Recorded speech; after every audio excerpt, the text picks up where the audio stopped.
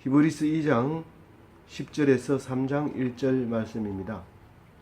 그러므로 만물이 그를 위하고 또한 그로 말미암은 이가 많은 아들들을 이끌어 영광에 들어가게 하시는 일에 그들의 구원의 창시자를 고난을 통하여 온전하게 하심이 합당하도다. 거룩하게 하시는 이와 거룩하게 함을 입은 자들이 다 한 근원에서 난지라. 그러므로 형제라 부르시기를 부끄러워하지 아니하시고 이르시되 내가 주의 이름을 내 형제에게 선포하고 내가 주를 교회 중에서 선포하리라 하셨으며 또 다시 내가 그를 의지하리라 하시고 또 다시 볼지어다 나와 및 하나님께서 내게 주신 자녀라 하셨으니 자녀들은 혈과 육에 속하였음에 그도 또한 같은 모양으로 혈과 육을 함께 지니심은 죽음을 통하여 죽음의 세력을 잡은 자 곧 마귀를 멸하시며 또 죽기를 무서워함으로 한평생 매여 종노릇하는 모든 자들을 놓아주려 하심이니 이는 확실히 천사들을 붙들어 주려 하심이 아니요 오직 아브라함의 자손을 붙들어 주려 하심이라. 그러므로 그가 범사의 형제들과 같이 되심이 마땅하도다. 이는 하나님의 일에 자비하고 신실한 대제사장이 되어 백성의 죄를 속량하려 하심이라.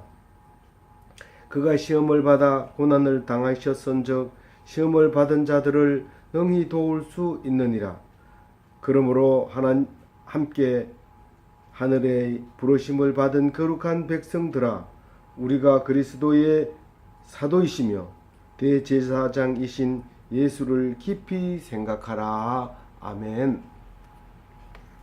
오늘 말씀은 시험을 당하는 자를 도울 수 있는 예수님, 이런 제목입니다.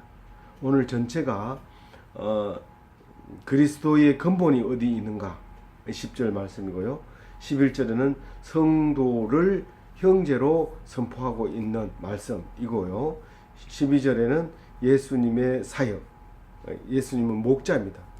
기르시는 목자, 그 사역을 말씀하시고 14절부터는 예수님과의 관계, 우리가 예수님과 어떤 관계가 있는가를 말씀하시고 그 다음에 승리하신 예수님, 그리고 3장 1절에 당부하는 바울의 말씀이 있습니다.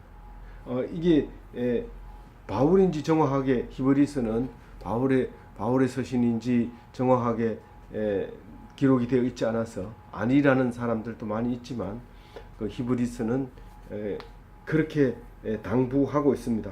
형제들아, 그렇게 하고 당부하고 있는 말씀이 예수를 닮아라, 이런 말씀입니다.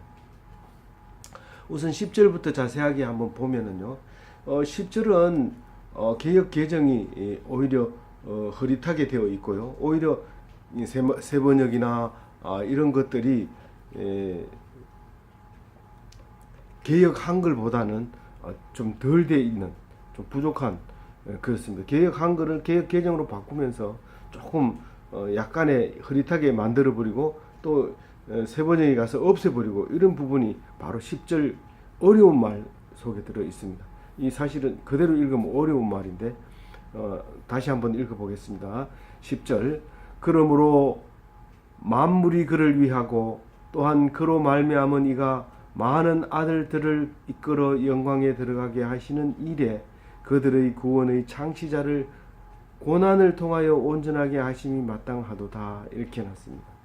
이 말씀 속에는 많은 뜻이 내포되어 있어요. 지금 네 가지로 제가 분리를 했습니다만은, 첫 번째로는 만물이 그를 위하여 나셨다, 이 말입니다. 창조되기를 만물이 그를 위하여, 물론 여기서는 하나님인 것처럼 생각함으로써 개역 개정에서 흐릿하게 되어지고, 또한 세 번역에서도 또 그렇게 되고, 근데 개역 한글은 분명하게 그렇게 얘기합니다. 만물이 그를 위하여 창조되었고, 그 다음에 또 그로 말미암아 예수님이 오셨다는 거예요. 그로 말미암아 하나님으로 말미암아 예수님이 오셨다. 여기서는 뭐라고 했어요? 그로 말미암은 이가 이렇게 했습니다. 하나님이므로 말미암아 예수님이 오셨다. 만물은 그에게서 창조되었는데, 예수님에게서 창조되었는데 예수님은 하나님에게서 왔다 하는 의미로 보면 이 개역 개정은 잘 쓰여진 것이 보이지만, 사실은 하나님과 예수님이 일치하는, 부자가 일치하는 그런 말씀이라고 하면 오히려 개역 한글이 더 번역이 잘 된 것이라고 생각하고 있습니다. 그러니까 다른 말로 말하면 이 거두절미하고, 이 말은 우리가 알아듣기 좋게 얘기한다면 사람으로 창조되신 예수님, 사람으로 오신 하나님, 그 말을 하고 있는 겁니다. 그게 이제 두 가지 이야기고요. 그 다음에 세 번째는 뭐예요? 우리가 하나님을 믿으면 아들로서의 자격이 있습니다. 아들로서의 자격이 있을 때 그 아들들을 그냥 내버려 두지 않고 너는 아들이다 하고 내버려 두는 게 아니라 마지막 날 하나님의 영광에 들어가게 하시는, 부활 성천하게 하시는, 구원받게 하시는, 이 땅에서 썩어지지 않게 하시는, 끝나버리지 않게 하시는, 그렇게 하시는 분이 예수님이시다 하는 말이 이 10절 속에 들어있습니다. 또 무슨 말이 한 가지 들어있어요? 그러기 위해서는 예수님께서 고난을 받으셔야 된다, 그 말입니다.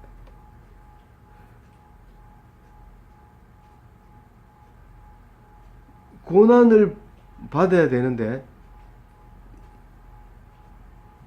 이 고난으로 구원 사역을 완전하게 하실 분이다, 그렇게 말하고 있습니다.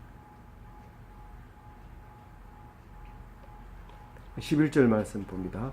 거룩하게 하시는 이와 거룩하게 함을 입은 자들이 다 한 근원에서 난지라. 그러므로 형제라 부르시기를 부끄러워하지 아니하시고. 누가 부끄러워하지 않아요? 우리가 예수님을 형제라고 부르는 걸 부끄러워해요? 예수님이 우리를 형제라고 부르는 게 부끄러워해요? 당연하죠. 하나님이 우리 보고 형제라고 하는 걸 내가 하나님인데 부끄러워하죠.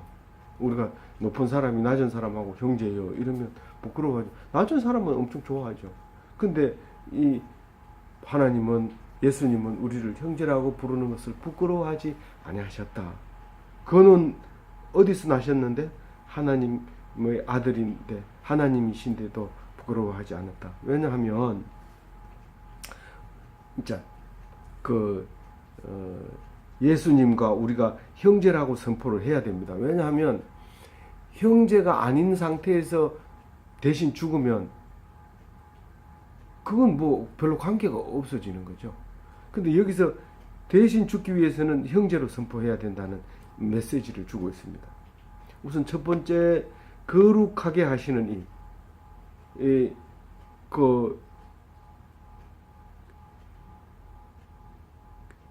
예수님으로 말미암아 우리는 거룩하게 할 수 있어요.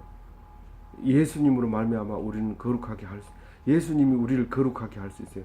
거룩하게 하시는 그 다음에 거룩하게 함을 입은 자들, 누구 얘기하는 거예요? 성도들을 얘기하는 거죠. 거룩하게 하는 이와 성도들과 뭐가 된다고요? 한 근원에서 났다고요. 그러니까 예수님과 우리가 한 근원에서 근원이 어디예요? 하나님이죠. 하나님이 낳은 형제가 우리 예수님과 우리하고 형제라는 거예요.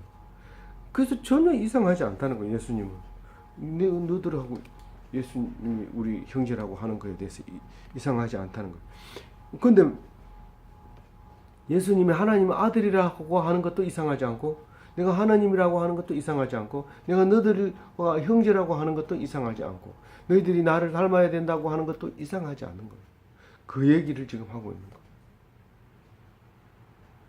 12절에 이르시되 내가 주의 이름을 내 형제에게 선포하고 내가 주를 교회 중에서 찬송하리라 하셨으며, 예수님이 히브리서에서 그를 만약에 바울이 썼다고 하면 이 바울을 얘기하는 겁니다. 바울이 구약 성경을 인용해서 온 건데, 시편 22편 22절 말씀을 그대로 인용해서 하셨으며 이렇게 얘기합니다. 구약에서 이렇게 말씀하셨으며 하는데, 주의 이름을 내 형제에게 선포하고 또 내가 주를 교회 중에서 찬송하리라. 무슨 말씀이에요?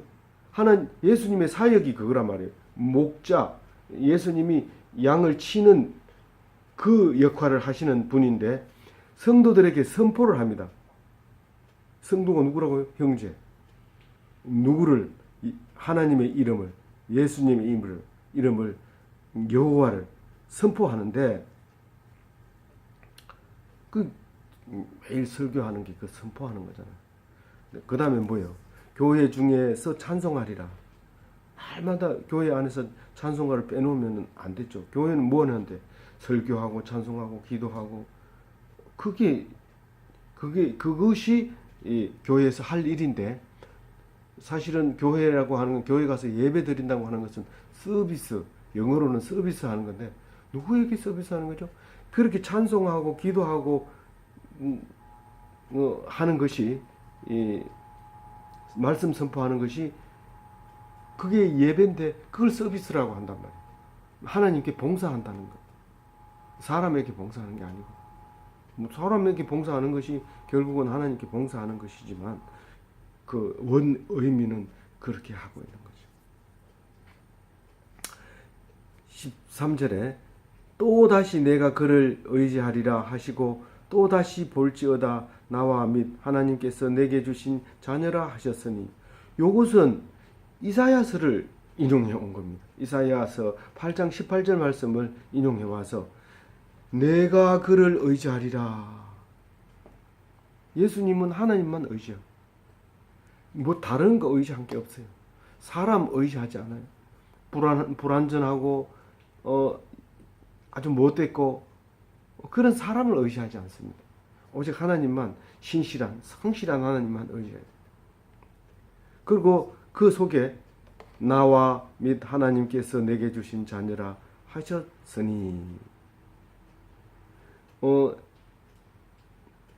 우리를 예수님과 성도들은 하나님이 주신 자녀다. 그래서 나에게 맡겨줬다. 그렇게 말씀하고 있다는 거예요.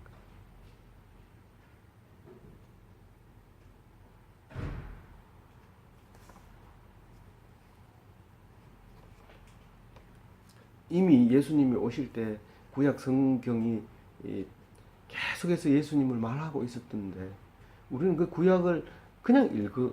그냥 읽어요. 분명히 주님이라고 딱 나오고 자녀라고 나오고 그렇게 하는데도 이건 예수님이 없을 때 쓴 거 아니냐.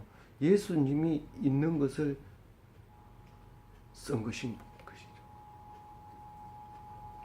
14절 자녀들은 혈과 육에 속하였음에 그도 또한 같은 모양으로 혈과 육을 함께 지니심은 죽음을 통하여 죽음의 세력을 잡은 자 곧 마귀를 멸하시며 계속해서 이야기할 건데요.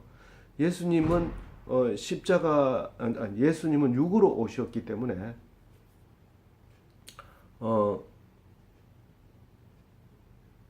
육으로 오지 않으면 우리가 그것을 이해하지 못합니다. 오랫동안 1600년 동안 천주교는 오직 예수님은 예수님의 신성만 강조하다 보니까 그 예수님이 사람으로 오셨다는 것을 거의 이야기하지 않고 오직 사람으로 와서 십자가에서 고난을 받았는 것에 대해서 강조를 하다 보니까 예수님의 말씀이 감추어야 될 부분들이 많이 있었어요.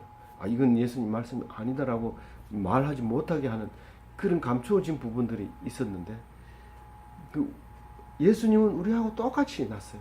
똑같이 나서 우리는 예수님처럼 똑같이 십자가에 죽을 수 있어요. 예수님이 그랬어요. 내가 할 수 있는 건 너들 할 수 있고 내가 못한 것도 너들이 다 할 수 있다라고 얘기를 하셨어요. 그래서 예수님이 하나님이시지만 우리하고 똑같이 육신 입고 와서 형제라고 얘기를 합니다. 만약에 우리가 육신의 몸을 입고 오지 않으면 형제라는 말을 할 수가 없잖아요. 그래서 형제라고 하면서 제일 안타까운 것이 죽음에 두려워서 죽음의 종로로 타는 것을 제일 싫어했어요. 예수님. 너희들은 당연히 죽는 건데 그 죽는 것 때문에 벌벌 떨고 안 죽으려고 하는데 그건 하나님은 거역하는 거죠. 사실은 하나님은 거역하는 거죠. 죽음을 오히려 기뻐하고 감사하고 그렇게 해야 되죠. 근데 죽음을 종로로 타는 것을 이 죽음의 세력을 잡은 자라고 해요. 그걸 마귀라고 한다고요. 마귀들과 싸울지라. 마귀들과 싸워야 되지. 죽음과 싸워야 되지. 누가 죽음 얘기하면 재수없게 왜 죽는 얘기 자꾸 하냐. 자꾸 억지로 잊어버리려고 하고 죽지 않는다고 얘기하고 죽어가는 사람 보고 살아날 겁니다. 힘내세요. 용기를 내세요. 반드시 하나님이 살려주십니다. 죽은 자도 살리셨잖아요. 죽은 자도 살리시지만 그분은 지금 호흡이 멈춰가고 있는 상태에서 그 얘기보다는 오히려 당신이 지금 말하지 못하고 있는 게 뭔가, 당신이 지금 힘들어하는 게 뭔가, 그 얘기를 좀 하세요. 그리고 천국에 가면 그 얘기를 다 한 사람은 편안하게 살 수 있지만 다 하지 못하면 불편하게 살게 되고 힘들게 사니까 빨리 얘기하세요. 그리고 화해하지 못한 거 얘기하시고 그렇게 하세요. 그 얘기를 다 하고 나면 얼굴이 굉장히 편안한 모습으로 가시게 되는 거예요. 다 이루었다. 예수님이 다 이루었다 하고 십자가에 돌아가시는 그 말과 마찬가지로 할 얘기 없습니까? 없습니다. 누구에게 할 얘기 없습니까? 없습니다. 그 할 얘기를 다 하고 가는 게 중요한 거지 어떻게 죽느냐가 중요한 게 아니라 할 얘기를 다 하고 가는 게 중요하다는 거죠. 어떻게 이기는지 봅니다. 그 15절 또 죽기를 무서워함으로 한평생 매여 종로로 타는 모든 자들을 놓아주려 하심이니. 죽기를 무서워하여 한평생 종로로 타는 이런 사람들. 그럼 예수 믿으면 죽음이 두렵지 않고 막 불에 막 뛰어들어가고 막 독약을 마시고 이래도 됩니까? 육체는 죽죠. 육체는 죽지만 죽음을 두려워하지 않는 사람은 죽지 않는다고 얘기를 하고, 그것은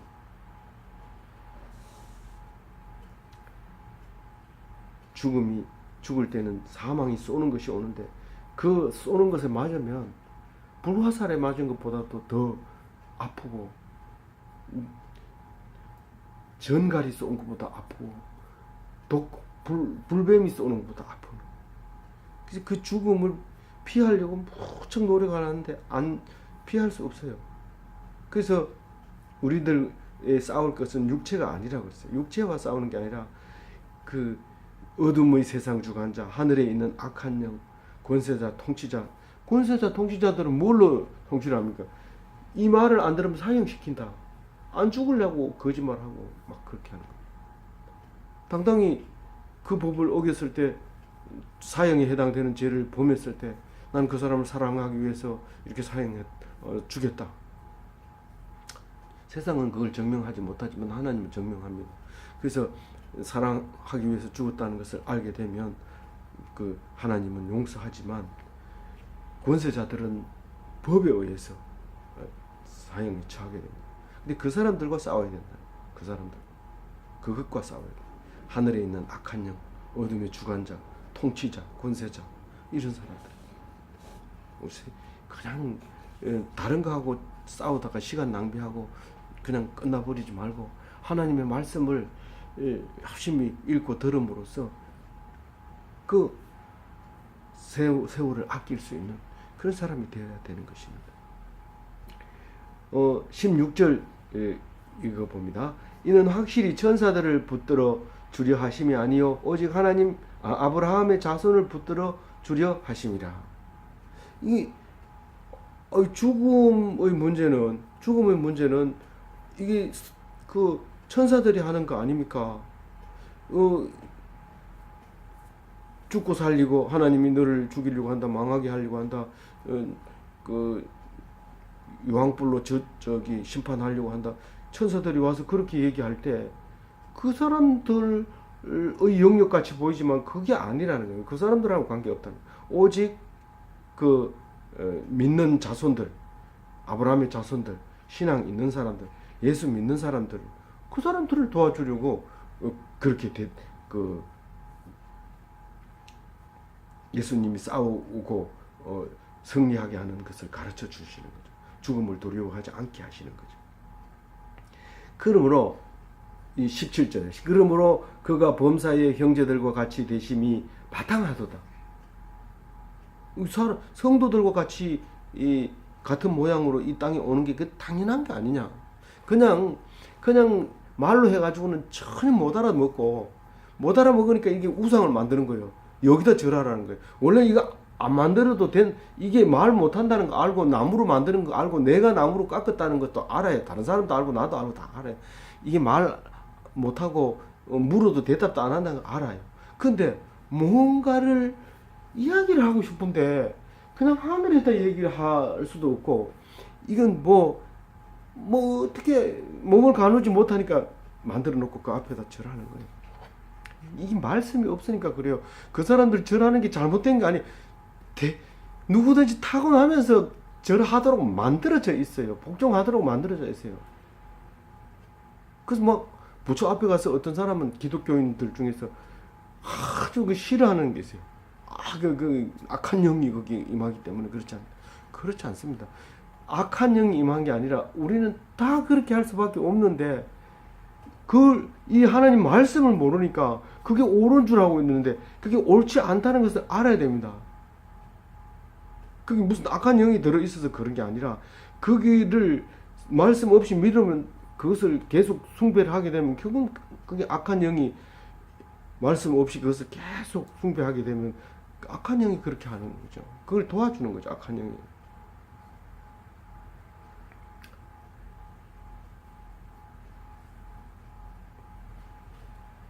예수님은 형제들 같이 되셨고 또요. 17절에 제사장 같이 됐어요. 제사장은 죄를 사해 주는 거예요. 그 제사장은 보통 제사장이 아니고 자비롭고 신실한 제사장. 자비롭고 신실한 제사장이 제사를 드리면 백성들이 죄를 속량할 수 있어요. 희생제, 속죄제 이런 걸 드리면 그 사람이 죄를 속해주고 화목하게 만들어주고 그렇게 제사장은 그래요. 근데 성의 없이 장애가 있는 제물을 바친다든가 제물을 함부로 다룬다든가 뭐 제사를 규격에 안 맞고 규정에 안 맞게 이렇게 드린다든가 이렇게 하고 자비롭고 신실하지 못한 제사장이 되면 백성들의 죄를 속량시킬 수가 없게 되는데 제사장이 되어서 그 죄를 속해준다 그런 얘기를 하고 있습니다. 속량이라는 게 죄를 속해준다는 말입니다. 18절 그가 시험을 받아 고난을 당하셨은즉 시험을 받은 자들을 능히 도우실 수 있느니라. 오늘 제목의 말씀이죠. 오늘 그가 시험을 받아 고난을 당하셨은즉 누가요? 예수님이 고난을 당하셨은즉 시험 받은 자들을 능히 도울 수 있느니라. 우리가 살다 보면 시험을 당합니다. 큰 고난을 자녀가 죽기도 하고 부모가 일찍 사망하기도 하고 이런 것들 다 시험에 해당되고 또 제일 큰 시험은 뇌물 주는 거 받을 때 제일 큰 시험이죠.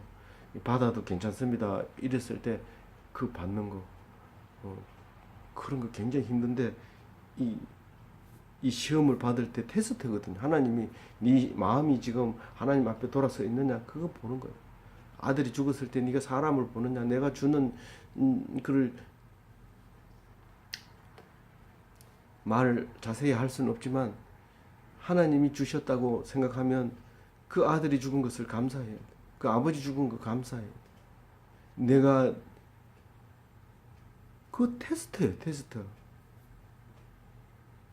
하나님이 테스트 한다고 얘기를 했어요. 그래도 우리가 기도할 때 시험에 들지 말게 하옵시고 시험에 들어서 이기게 해달라는 뜻이죠. 시험 자체는 오는 거예요. 하나님이 너를 시험한 적이 없다. 시험한 적이 없지만 스스로 그 일을 당할 때에 내가 선택을 해야 되는 거죠. 그런 일을 당할 때. 그래서 시험을 받아가지고 고난을 당할 때 예수님만 딱 생각하면 문제가 해결돼요. 예수님만 딱 생각하면 나를 도와줘요. 판단하게 해줘요. 어떻게 해야 될지. 마지막 절입니다. 31절. 아까 처음에 시작할 때도 말씀하셨지만 형제들아 그러므로 하나님 그러므로 함께 하늘의 부르심을 받은 거룩한 형제들아, 우리가 믿는 도리의 사도이시며 대제사장이신 예수를 깊이 생각하라.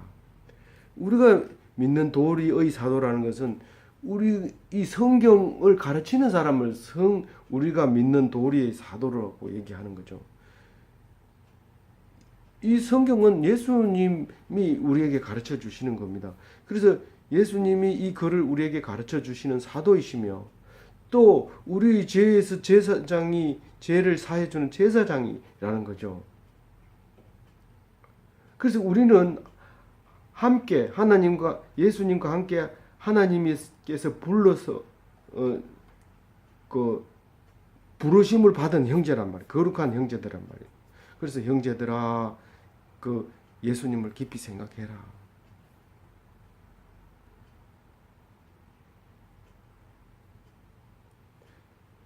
예수님과 함께 부르심을 받은 거룩한 형제, 우리 모두가. 그래서 예수님을 생각하면, 예수님을 닮으면 어떤 어려움도 이길 수 있는, 능히 이길 수 있는, 억울하게 죽은 만큼 그만큼 크게 하나님이 높여주신다는 사실입니다. 우리 다 예수를 믿어서 하늘나라의 큰 일꾼이 되시기를 예수님의 이름으로 축원드립니다. 아멘.